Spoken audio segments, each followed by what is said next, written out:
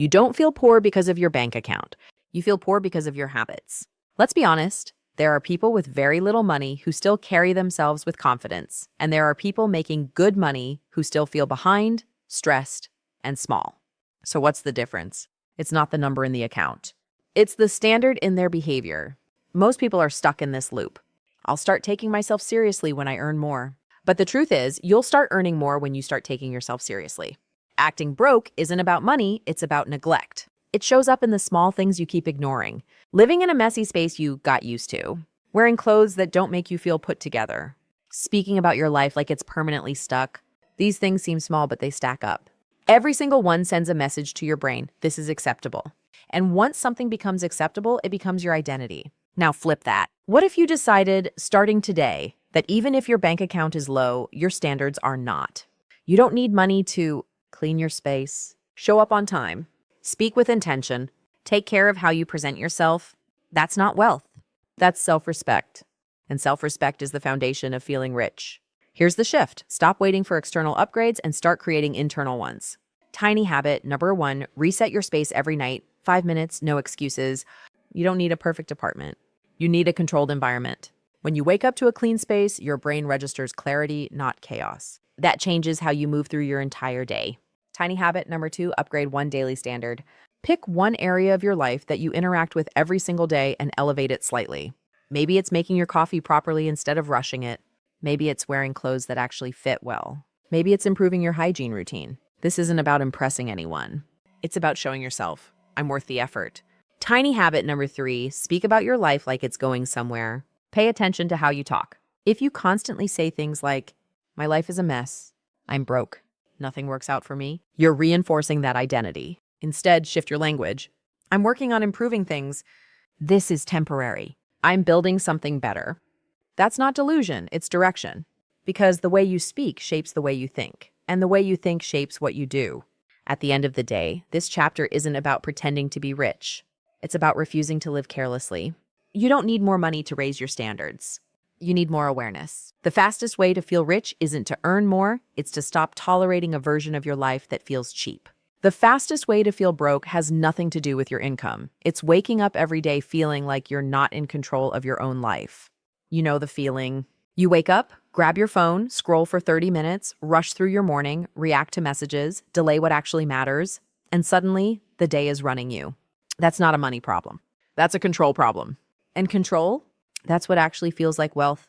Because when your time, energy, and attention are constantly being pulled in different directions, your life feels chaotic. And chaos always feels expensive, mentally, emotionally, even physically. But when you start taking control of small things, something shifts. Life feels calmer, more intentional, more owned. And ownership feels rich. Let's break down where most people are quietly losing control. Your phone controls your attention. You check one notification, and suddenly you're deep in things that don't improve your life. That's not harmless. That's your focus being rented out for free. Your schedule controls your energy. If you don't decide what matters in your day, everything else will, and most of it won't move your life forward. Other people control your mood. One message, one comment, one inconvenience, and your entire emotional state shifts. That's a high price to pay. Now here's the shift. You don't need a full life overhaul. You need a few non-negotiable anchors. Tiny habit number 4, no phone for the first 30 minutes of your day. This one is uncomfortable because it forces you to sit with your own thoughts. But that's the point. When you start your day without outside input, you create mental space. You're not reacting, you're deciding. Even 15-30 minutes of phone-free time in the morning gives you back control of your attention. And attention is one of your most valuable assets. Tiny habit number 5, plan your day the night before. Top 3 priorities only. Not a long to-do list, not 15 tasks you won't finish. Just 3. Ask yourself, if I only completed 3 things tomorrow, what would actually matter? Write them down the night before.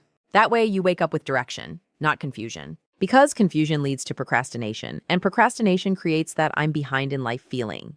Clarity removes that. Tiny habit number 6, say no faster without over-explaining. This is where most people struggle. They say yes to things they don't want to do.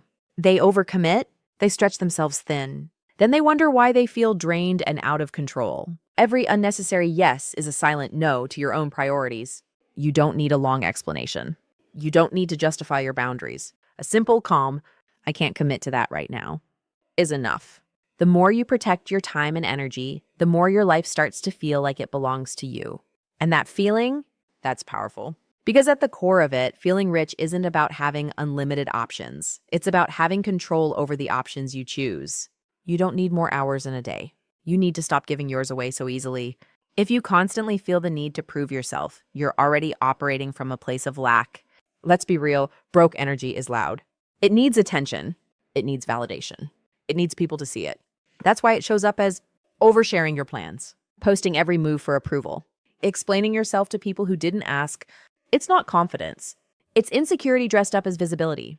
Now compare that to people who actually feel secure in themselves. They move differently. They're not in a rush to announce everything. They're not trying to convince anyone. They're not constantly checking who's watching. That's what rich energy looks like. It's calm. It's grounded. It's quietly certain. And here's the part most people miss. Silence isn't weakness, it's control. When you don't feel the need to broadcast everything, it means you're no longer dependent on external validation to feel good about your direction. That's a different level of confidence. Let's talk about where you might be leaking that energy. You tell people your plans too early. You get excited, you share it, you get a little validation, and suddenly the drive drops. Because your brain already got the reward without doing the work. Or you explain your decisions to people who don't even understand your goals. Now you're defending something that didn't need defense in the first place. Or you fill every quiet moment with noise, music, scrolling, constant distraction, because being alone with your thoughts feels uncomfortable. That discomfort, that's where growth actually starts. So instead of avoiding it, you need to build tolerance for it. Tiny habit number 7, keep your next move private. Not everything needs to be shared. When you keep your plans to yourself, a few things happen. You protect your focus, you reduce outside opinions. You build internal motivation instead of external dependence. Move in silence, then let the results speak. That shift alone changes how powerful you feel because now you're doing things for you, not for reactions. Tiny habit. Number 8, spend time alone without needing distraction. This is where most people struggle more than they admit. Sit without your phone. Go for a walk without music. Eat a meal without scrolling. At first, it feels boring, then uncomfortable, then clear. Because when the noise fades, you start hearing your own thoughts again. You start noticing what you actually want, what's bothering you, what needs to change. That clarity is valuable. And people who feel rich mentally and emotionally protect that clarity. They don't overload themselves with constant input. They choose stillness, even when it's uncomfortable. Because they understand something most people don't. If you always need noise, you'll never feel in control. And if you're not in control, you'll always feel like something is missing. The less you need to prove, the more powerful you become. Everyone wants the moment where life finally feels put together. But that moment, it doesn't arrive. It's built quietly, repeatedly, in days that look almost the same. This is where most people get it wrong. They think feeling rich comes from a big event. A higher salary, a new car, a better lifestyle.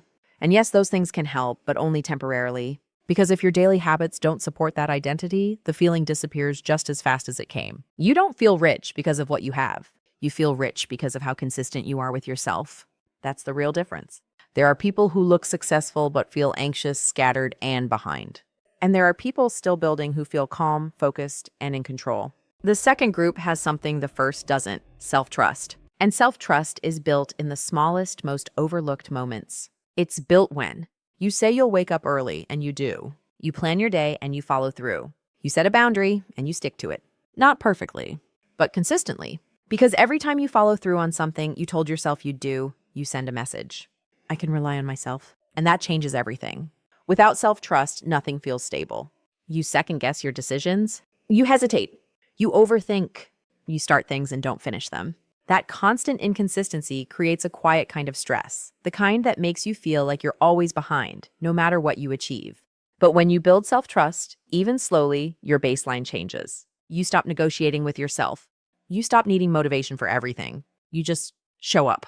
And that's where the feeling of being rich starts to settle in, not as excitement, but as stability. Tiny habit number 9, keep one promise to yourself every single day, non-negotiable. Not 10 promises, not a long list you'll abandon in 2 days. Just one. Pick something small but meaningful. A 10-minute walk, reading a few pages, waking up at a set time, finishing one important task, and no matter what, busy day, low mood, distractions, you complete it. Why only one? Because consistency beats intensity every time. Most people try to change everything at once. They go all in for a few days, burn out, and fall back into old patterns. That cycle destroys self-trust. But one promise, that's sustainable. And over time, it compounds. One promise becomes a habit. That habit becomes part of your identity. And that identity starts shaping your entire life. You don't need to feel motivated. You need to feel reliable to yourself. Because when you know, without question, that you'll do what you said you'd do, you carry yourself differently. You think differently. You make decisions faster. You stop doubting your ability to handle life. That internal stability? That's what most people are actually chasing when they say they want to feel rich. Feeling rich isn't a milestone you reach. It's a standard you practice, one kept promise at a time.